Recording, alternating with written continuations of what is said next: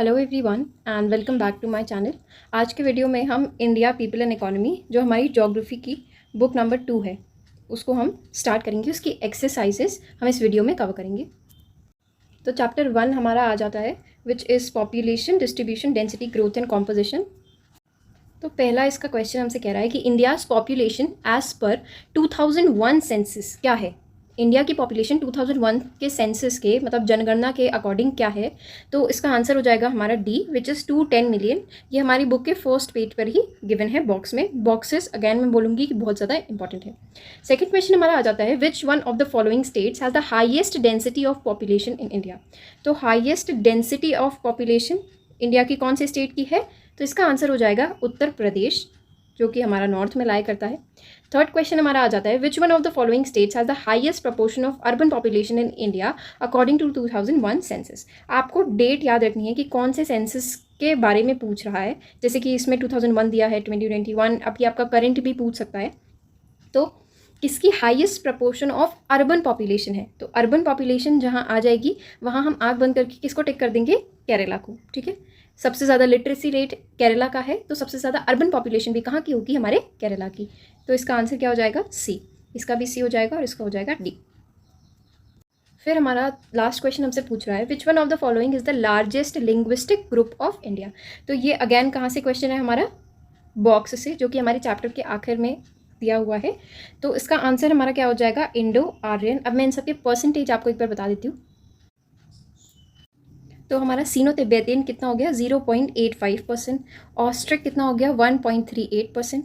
Indo Aryan कितने हैं, 73%। और द्रविडियन कितने हैं, 20%। तो सबसे ज़्यादा मतलब लार्जेस्ट लिंग्विस्टिक ग्रुप कौन सा है, हमारा इंडो आर्यन। तो इसका आंसर क्या हो जाएगा, ऑप्शन बी। फिर हम आ जाते हैं अपने चैप्टर नंबर 2 पे which is migration types causes and consequences. तो इसका फर्स्ट क्वेश्चन हमसे कह रहा है which one of the following is the main reason for the male migration in India. Male dominated migration India में होती है तो उसका रीज़न क्या है, education, business, work employment, marriage. तो मैरिज तो विमेन का है, ठीक है, और वर्क एंड एम्प्लॉयमेंट किसका है, मेल माइग्रेशन का रीज़न है। सेकंड क्वेश्चन हमारा कह रहा है which one of the following states receive the maximum number of immigrants. तो कौन सा स्टेट ऐसा है जो मैक्सिमम नंबर ऑफ इमिग्रेंट्स मतलब लोग जो माइग्रेट करके इस स्टेट में आते हैं, तो ये कौन सा स्टेट है। तो इसका आंसर हो जाएगा हमारा महाराष्ट्र।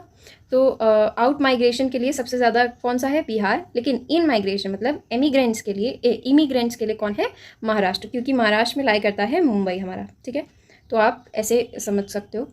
फिर हो जाएगा हमारा which one of the following streams is dominated by male migrants in India. तो मेल माइग्रेंट सबसे ज़्यादा कौन सी स्ट्रीम में माइग्रेट करते हैं, रूरल टू रूरल, ये विमेंस का है। Rural to urban, urban to rural, या अर्बन टू अर्बन। तो इसका आंसर क्या हो जाएगा हमारा, रूरल टू अर्बन। मतलब विलेजेस से सिटीज़ में काम के तलाश में मतलब वर्क एंड एम्प्लॉयमेंट के लिए मेल माइग्रेंट्स क्या करते हैं, माइग्रेट करते हैं। फिर आ जाता है हमारा question number 4 which one of the following urban agglomeration has the highest share of migrant population. तो इसमें से कौन सा अर्बन एग्लोमरेशन है जो सबसे ज़्यादा माइग्रेंट्स को रिसीव करता है। तो कौन सा है, हमारा मुंबई है। क्यों, क्योंकि महाराष्ट्र भी अभी हमने ऊपर पढ़ा कि इसमें सबसे ज़्यादा क्या आते हैं, इमिग्रेंट्स आते हैं। फिर हम आ जाते हैं चैप्टर नंबर 3 पे which is human development. First question हमारा हमसे कह रहा है which one of the following is the India's rank in terms of human development index among the countries of the world in 2005। Again date पे हमें ध्यान रखना है। और क्या पूछ रहा है हमसे, human development index which is HDI। आप हमें कमेंट सेक्शन में जल्दी से बता दीजिए कि HDI जो हमारा है वो किसने डेवलप किया है, मतलब किसने बनाया है। ठीक है, तो इसका आंसर क्या हो जाएगा हमारा, 126, 128, 127 या फिर 129। तो इसका आंसर हमारा क्या हो जाएगा, ऑप्शन बी विच इज़ 127। फिर which one of the following states of India has the highest rank in the HDI। ठीक है, हाईएस्ट रैंक HDI में इंडिया की कौन से स्टेट की है। तो हाईएस्ट लिटरेसी रेट किसका, केरला का। हाईएस्ट अर्बन पॉपुलेशन किसकी, केरला की। तो हाईएस्ट ह्यूमन डेवलपमेंट इंडेक्स भी किसका, केरला का। ठीक है, which one of the following states of India has the lowest female literacy.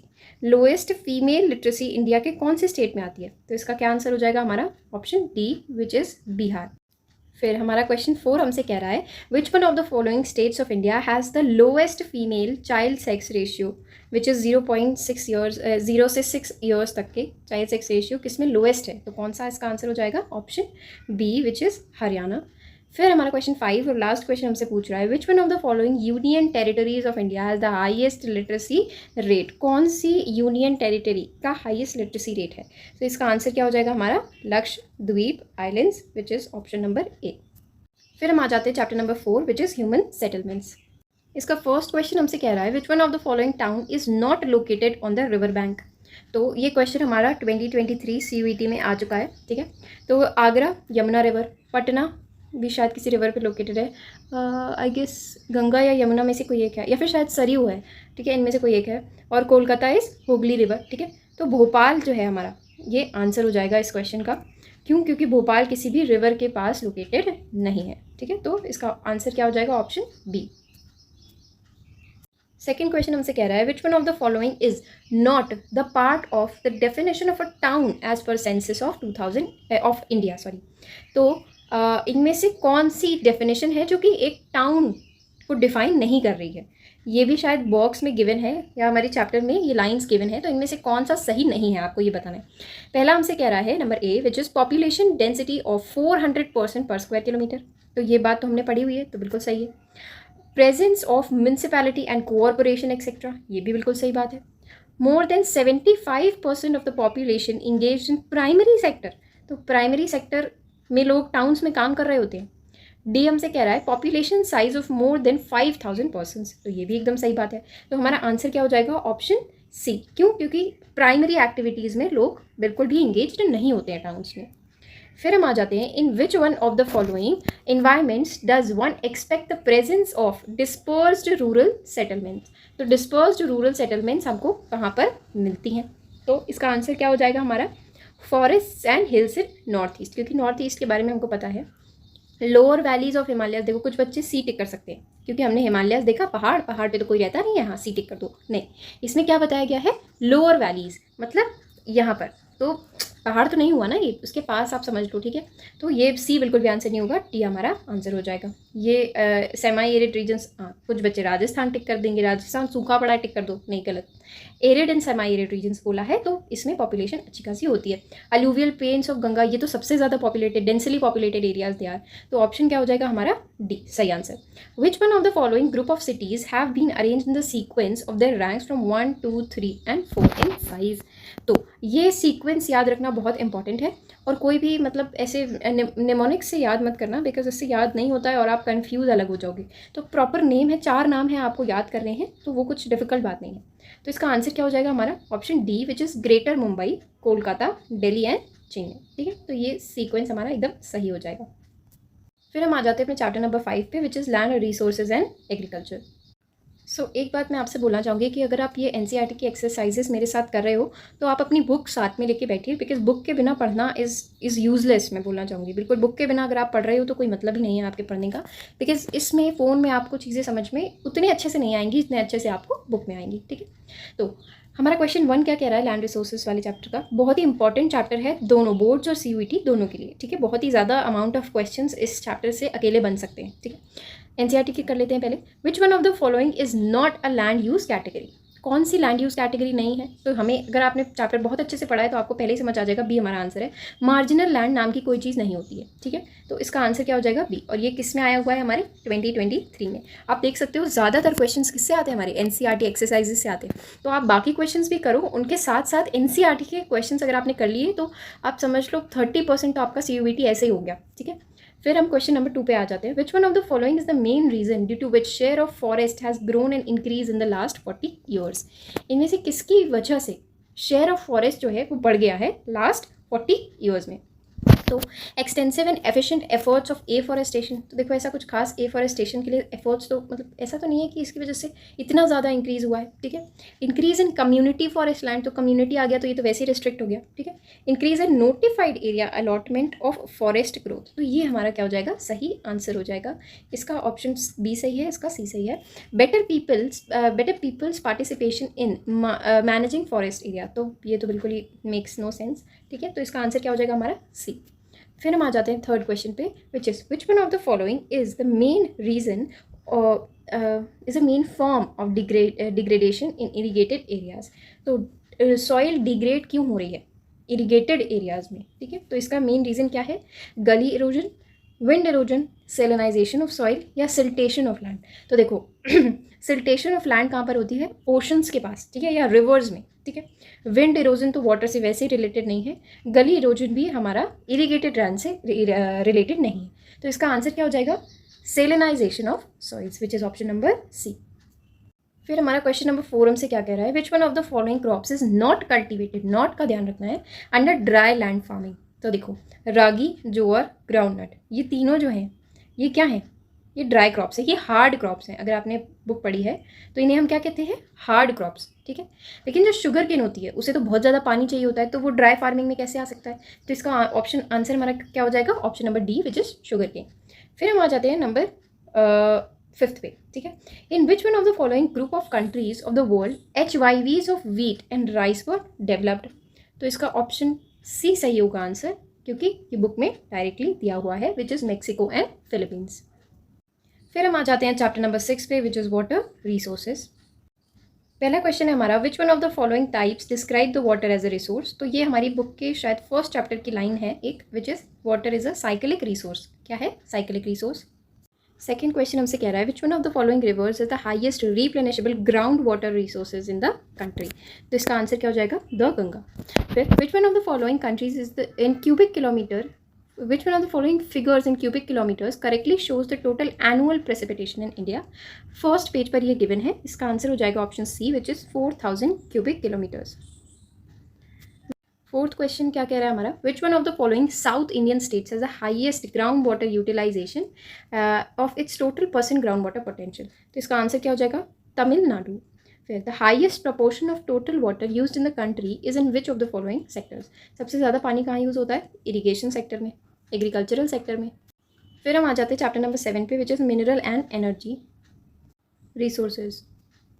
First question है, which one of the following states has are the major oil fields located. तो oil field सबसे ज़्यादा कहाँ पे लोकेटेड है? हमारी असम में, which is option A. फिर at which one of the following places is the first atomic power station started. अगर आपको एड्रेस याद है, थोड़ा सा गिवन है उसमें, तो उसका आंसर क्या हो जाएगा? Option D, which is Tarapur. फिर हम आ जाते हैं, which one of the following minerals is known as brown diamond. तो कुछ क्वेश्चंस हमारे ऐसे होते हैं जिनके हमें ऑप्शंस नहीं पढ़ने होते हैं, बस करेक्ट ऑप्शन देखना होता है। तो इसका आंसर क्या हो जाएगा? Option B, which is lignite. Lignite को ही हम क्या कहते हैं? Brown diamond. फिर which one of the following is a non renewable resource of energy. तो देखो नॉन रीन्यूएबल, नॉन कन्वेंशनल, ये सारी चीज़ें डिफरेंट होती है, तो डिफरेंस इसमें समझना बहुत इंपॉर्टेंट होता है। नॉन रीन्यूएबल कौन सी होती है? जो कन्वेंशनल होती हैं, और नॉन कन्वेंशनल कौन सी होती है? जो रीन्यूएबल होती है। तो उल्टा है, ठीक है, नॉन इधर उधर हो जाता है, ठीक है। तो इसका ऑप्शन क्या सही हो जाएगा हमारा? Option C, which is thermal. फिर हम आ जाते हैं चैप्टर नंबर 8 पे, विच इज़ मैन्युफैक्चरिंग इंडस्ट्रीज। पहला क्वेश्चन हमसे कह रहा है, which is not a factor of industrial location. तो इंडस्ट्री कहाँ लोकेट करी जाए, इसका कौन सा फैक्टर नहीं है। तो जब हम इंडस्ट्री लोकेट करते हैं तो उसको हम देखते हैं कि क्या वो मार्केट के पास है, उसको बनाने के लिए कितना कैपिटल चाहिए और कितनी पावर वो कंज्यूम करेगा। तो इसका आंसर क्या हो जाएगा हमारा? Option C, which is population density. कितनी पॉपुलेशन डेंसिटी है उससे हमें कोई मतलब नहीं है। फिर the earliest iron and steel company to be establish in India was TISCO, ठीक है, ये गिवन है हमारी बुक में, डायरेक्ट क्वेश्चन है ये।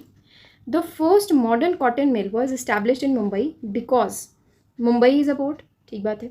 It is located near cotton growing area, ठीक बात है। Mumbai was a financial sector, ये भी एकदम सही बात है। तो इसका ऑप्शन हमारा आंसर सही क्या हो जाएगा? Option number D, which is all of the above. फिर हम आ जाते हैं, the nucleus of the Hooghly industrial region is, ये भी हमारा डायरेक्ट क्वेश्चन है, इसका आंसर क्या हो जाएगा? कोलकाता हावड़ा रीजन। फिर which one of the following is the second largest producer of sugar. तो ये हमारे 2023 में क्वेश्चन आया है ज्योग्राफी के पेपर में, इसका आंसर है उत्तर प्रदेश। देखो सेकेंड लार्जेस्ट पूछते हैं आपसे, फर्स्ट लार्जेस्ट बहुत कम केसेस में पूछेंगे, तो सेकेंड लार्जेस्ट कौन सा है हमारा? उत्तर प्रदेश। फर्स्ट पूछा है, सेकेंड पूछा है, थर्ड पूछा है, याद रखना है।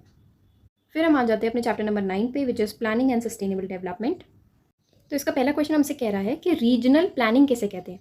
Development of various sectors of economy, area specific approach of development, development of rural areas. देखो रीजनल में हम क्या करते हैं? रूरल एरियाज़ को डेवलप करने की कोशिश करते हैं, तो इसका आंसर क्या हो जाएगा? Option number D. फिर ITDP रिफर्स टू, तो ITDP का क्या फुल फॉर्म है? इंटीग्रेटेड, इंटीग्रेटेड सब में इंटीग्रेटेड है, डेवलपमेंट है सब में, प्रोग्राम है सब में, हमें ये देखने हैं बीच के, ठीक है। तो tourism development programme, travel development programme, tribal development programme या ट्रांसपोर्ट डेवलपमेंट प्रोग्राम। तो इसका आंसर हमारा क्या हो जाएगा? क्या आंसर हो जाएगा इसका? C, which is integrated tribal development programme. फिर which one of the following is the most crucial factor for sustainable development in Indira Gandhi canal command area. तो ये भी हमारा डायरेक्ट क्वेश्चन है, इसका आंसर क्या हो जाएगा? Option B which is eco development. फिर हम आ जाते हैं अपने चैप्टर नंबर 10 पे which is transport and communication. तो इसका फर्स्ट क्वेश्चन हमसे क्या कह रहा है, ये जो एनसीईआरटी में पढ़ा रही हूँ ये थोड़ी लेटेस्ट है, ठीक है, तो आई थिंक आपको इससे ही पढ़ना चाहिए। अगर आपकी बुक में कुछ क्वेश्चंस मिसिंग है तो आप इनको ऐड ऑन कर लीजिए। फिर in how many zones has the Indian railway system been divided. अब कुछ क्वेश्चंस में ऑप्शन 18 भी दिया होता है, 19 भी दिया होता है, लेकिन हमें कौन सा ऑप्शन टिक करना है? ऑप्शन 16। क्यों? क्योंकि हमारी बुक में ये लाइन गिवन है कि कितने जोन्स में डिवाइडेड है, 16, लेकिन बुक में गिवन कितने हैं? 18, ठीक है। तो आपसे कभी कभार ये एक्स्ट्राज में पूछ सकता है कि 17 नंबर का कौन सा है, 18 नंबर का कौन सा है, तो आपको बॉक्स, वही बात है, बॉक्स से आपको सब कुछ आना है, ठीक है, तो बॉक्स पढ़ना बहुत इंपॉर्टेंट है। फिर which one of the following is the longest highway of India. तो कौन सा हाईवे लॉन्गेस्ट है इंडिया का? NH7 इसमें हमारा ऑप्शन है, लेकिन NH7 अब चेंज होकर क्या हो गया है? NH44 हो गया है। और ये 44 NH44 ये किस में आया था? हमारे 2020-23 के CUET का ये क्वेश्चन है। फिर which one on which river and between which two places does the national water way one lies.